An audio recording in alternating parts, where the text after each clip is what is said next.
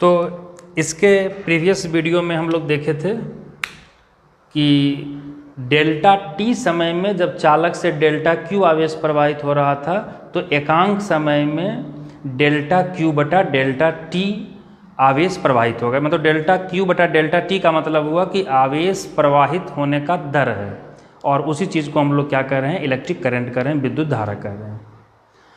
तो एक्चुअली इसके आधार पर अगर देखा जाए, इस फिगर को हम मिटा दे रहे हैं तो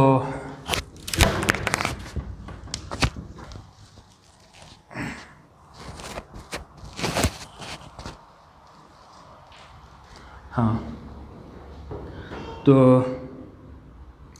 एक हो गया एवरेज करंट,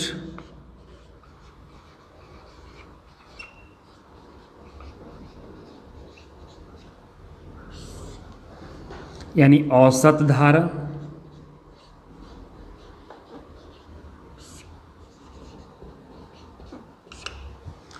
और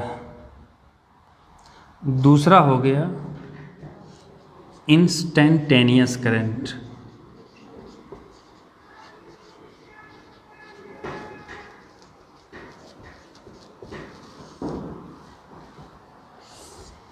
और इसका मतलब हो गया तात्क्षणिक धारा।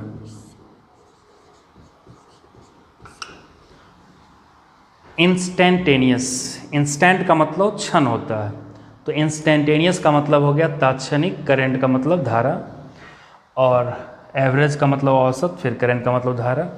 तो यहाँ पे जब हम लोग आई एवरेज लिखेंगे या आई लिखेंगे तो यहाँ पे हम लोग लिखेंगे I equals delta Q by delta T,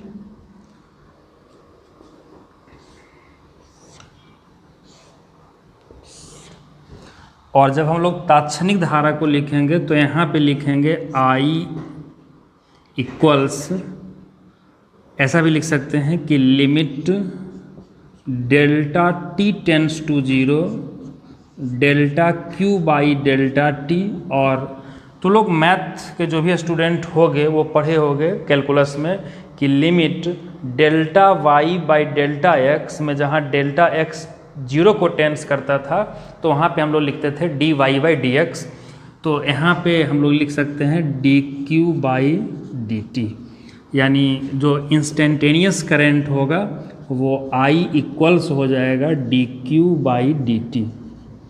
तो देखो अगर देखा जाए तो दोनों एग्जैक्टली सेम ही चीज़ है, ये भी आवेश बटा समय है, यहाँ भी आवेश बटा समय है। तो आखिर दोनों में अंतर क्या हुआ? देखो ये बार बार क्वेश्चन में गिवन नहीं होता है, बहुत बार दे भी देता, बहुत बार नहीं भी देता है, और तुमको समझना है कि कहाँ पे हम लोग को औसत निकालना है और कहाँ पे तात्क्षणिक निकालना है।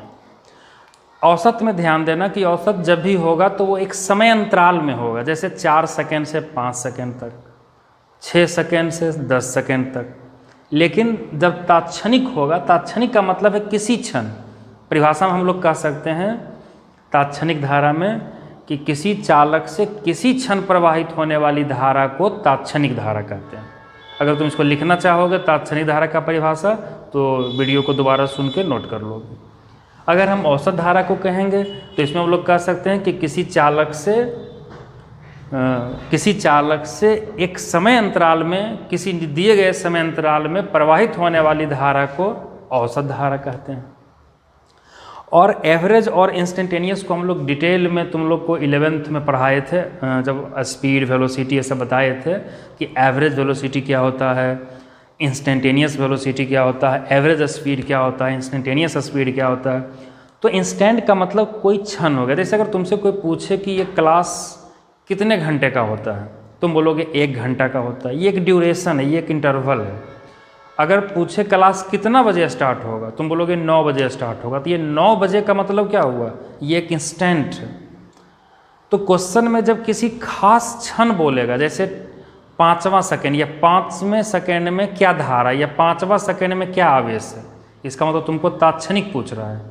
लेकिन अगर यही चीज़ ऐसे पूछे कि 5 सेकेंड में कितना धारा प्रवाहित हुआ, तो इसका मतलब है कि ये औसत पूछा जा रहा है। तुमको बोलेगा कि t बराबर 10 सेकेंड से 15 सेकेंड तक में कितना धारा प्रवाहित हुआ है, इसका मतलब ये औसत है। ठीक है, तो ये एक एग्जाम्पल के थ्रू हम ज़्यादा अच्छे से समझेंगे। एक एग्जाम्पल लेंगे इस पर कि उसमें एवरेज भी निकालना होगा और इंस्टेंटेनियस भी निकालना होगा। ठीक है, तो अभी तुम याद रखोगे कि एवरेज करंट जो होगा वो I बराबर delta Q by delta T होगा और इंस्टेंटेनियस करंट जो होगा वो dQ बाई dt होगा। इस चीज़ को जो मैथ वाले होंगे वो इसको समझ सकते हो। एक बार फिर से इस पर थोड़ा सा डिस्कस कर देते हैं कि मैथ में, कैलकुलस में तुम लोग पढ़े होगे कि अगर limit delta y by delta x हो और डेल्टा x 0 को टेंस करता है तो हम उसी चीज़ को dy बाई dx लिखते हैं। डेल्टा t 0 को टेंस करने का मतलब हुआ कि जो समय अंतराल है, वो जो टाइम इंटरवल है, वो इतना छोटा है, इतना छोटा है कि हम लोग उसको 0 मान लिए। जैसे क्लास 9 बजे स्टार्ट हो रहा है, एक बच्चा क्लास में 9 बजे इंटर करता है, प्रवेश करता है, और दूसरा बच्चा 9:02 में इंटर करता है। तो जब हम उससे पूछेंगे कि तुम कितना बजे आए, तो वो भी बोलेगा 9 बजे आए, दूसरा बच्चा जो है वो भी बोलेगा 9 बजे आए। यानी कि वहाँ पर जो 2 सेकेंड है वो इंटरवल जो है हम लोग उसको नेग्लिजिबल मान रहे हैं 1 घंटा के रिस्पेक्ट में।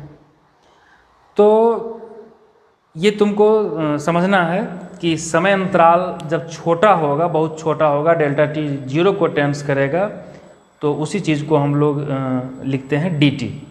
तो यहाँ पे limit delta Q by delta t बराबर हो गया dQ बाई dt। तो तुम लोग को मेनली जो याद रखना वो ये याद रखना है कि I बराबर dQ बाई dt।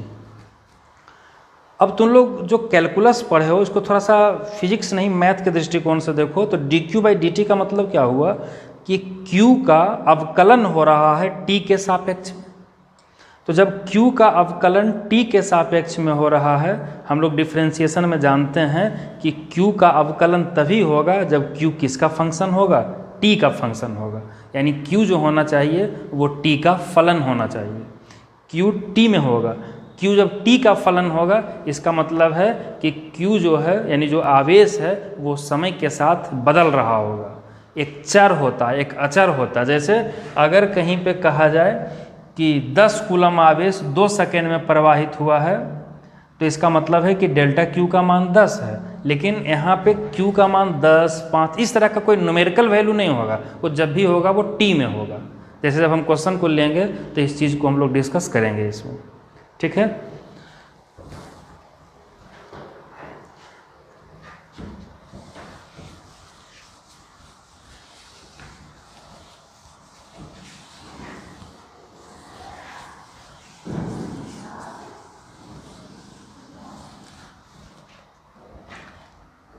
हाँ, तो I बराबर हम लोग लिखे थे